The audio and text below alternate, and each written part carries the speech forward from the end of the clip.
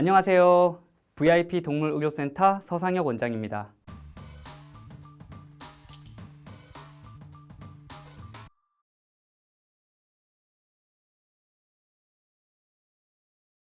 결과적으로 이 노령동물 일화라고 하는 특히나 거기에 대표적인 이 심장병 그리고 그로 인한 심부전증을 갖는 환자들, 그 보호자분들한테 제가 당부해 드리고 싶은 말씀이 좀 있어요.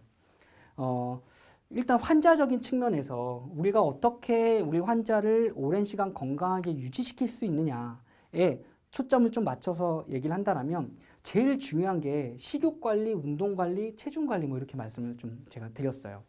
우리 아이는 뚱뚱해요. 심장병이 있어가지고 더 살이 찌면 안 돼서 음식 조절을 해요.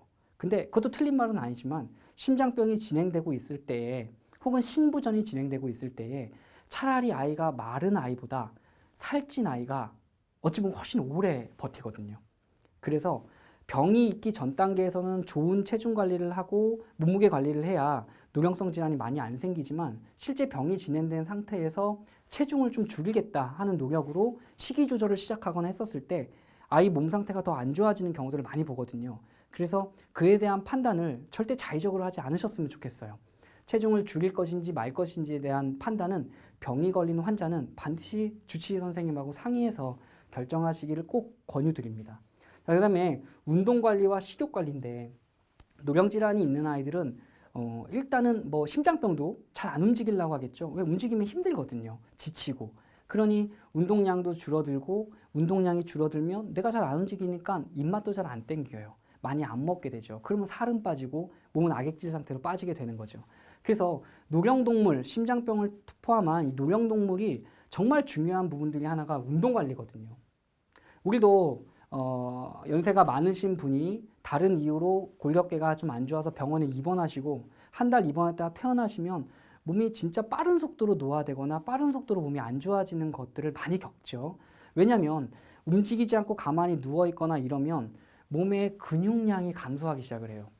근육이 유지가 돼줘야지만 대사가 촉진되고요. 다음에 에너지가 막 만들어지거든요. 근데 자꾸 움직이지 않고 근육이 소실되다 보면 몸의 이런 밸런스가 깨지게 되고 당연히 몸의 대사나 이런 것들이 잘 안 되게 돼요.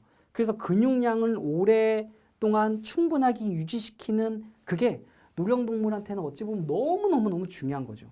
병원에 가서 약을 한 번 더 먹고 병원에서 뭔가 검사를 한 번 더 하고 하는 것도 중요하지만 제가 봤을 때는 환자적인 측면에서 너무너무 잊지 말아야 될 것은 환자의 근육량을 유지시키는 거. 이게 참 모든 노령성 질환에 너무 중요한 부분이다. 그래야 많이 움직여야 잘 먹습니다. 그래서 식욕 촉진제 이런 거 없이도 잘 먹을 수 있기 때문에 운동 관리는 꼭 신경 써달라라는 걸 좀 당부드리고 싶고요. 그다음 오늘 제가 이 강의를 준비하고 보호자분하고 긴 시간 동안 질병에 대해서 얘기를 나눴던 가장 큰 이유는 바로 이런 부분입니다. 주치의 선생님이 오늘 우리 아이를 보고 오늘 저는 이 검사가 필요할 것 같아요. 라는 이야기를 했었을 때 보호자분들이 그걸 왜 해야 되는지 정확히 이해를 못하고 이 선생님은 만나면 맨날 이거 검사만 하지. 혹은 어떤 보호자분은 난 이것도 좀 하고 이것도 좀 하고 싶은데 이 선생님은 뭐 안 하시려고 해. 그러니까 못 믿겠어. 뭐 이런 일이 막 벌어지는 경우들이 많이 발생을 하더라고요. 그래서 오늘은 제가 평상시에 여러분들이 다른 뭐 인터넷이나 이런 것들을 보는 것보다 조금 더 깊은 이론적인 부분에 대해서 제가 설명을 드렸던 건 바로 왜 우리 아이가 검사를 해야 되는지, 그리고 우리 아이가 어떻게 약물 컨트롤과 어떻게 어떤 약들을 어떻게 복용하고 있으며 이게 앞으로 어떻게 변해 나갈 건지를 보호자가 진료에 적극적으로 참여하실 수 있게끔 되셔야 됩니다. 그래서 진료의 주도권은 수의사와 보호자분이 동등하게 갖고 있으면서 나중에는 서로 상의에 의해서 그럼 이 검사는 일단 지금은 조금 안정적이니 다음번으로 미루고 대신에 이 검사는 내가 절대 양보할 수 없습니다. 이런 말을 했을 때 보호자분이 그걸 정확히 이해를 하신 상태에서 받아들여야 원활하게 검사가 진행될 수 있고 원활한 약 처방이 가능하고 결국 그게 환자의 건강과 환자의 삶에 도움이 되기 때문에 병에 대해서 깊이 공부를 해달라라는 말씀을 드리는 거고요. 보통 우리가 가족 중에 어떠한 질병을 갖고 있는 환자가 있으면 보호자분이 거의 반의사가 된다 뭐 이런 말씀을 하시죠. 물론 반려동물 키우시는 분들 중에서도 정말 열심히 공부하시는 분들도 있는데 제한된 정보의 접근 때문에 깊이 있는 부분들을 다룰 수 없다 보니까 많이 이런 좀 어려움들이 있는 것 같아요. 그래서 주치의 선생님과 충분한 의견 교환과 그리고 많은 공부를 통해서 진료에 많이 여러분들이 좀 적극적으로 참여하실 수 있는 계기가 좀 되지 않았나라는 생각을 좀 해봅니다.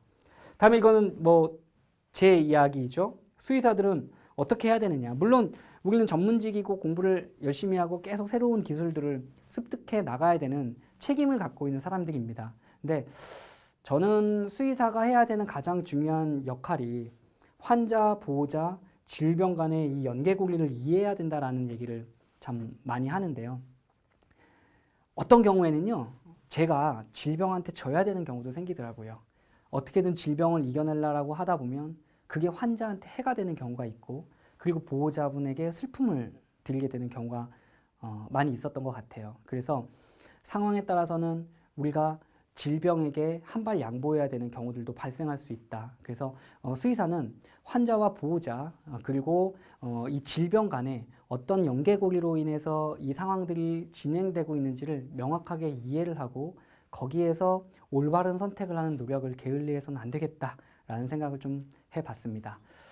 긴 시간 청취해 주셔서 너무너무 감사드리고요. 다음번에는 좀 더 재밌는 내용, 좀 더 도움되는 내용으로 또 찾아뵙도록 하겠습니다. 경청해 주셔서 감사합니다.